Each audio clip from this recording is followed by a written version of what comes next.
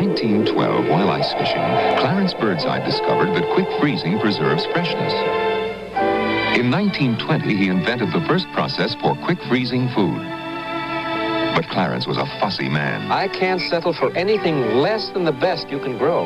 Ladies, I will only freeze the best, because my name is on the box. His name is still on the box. So if you're as fussy as Clarence Birdseye, serve the vegetables that bear the name of the father of frozen foods.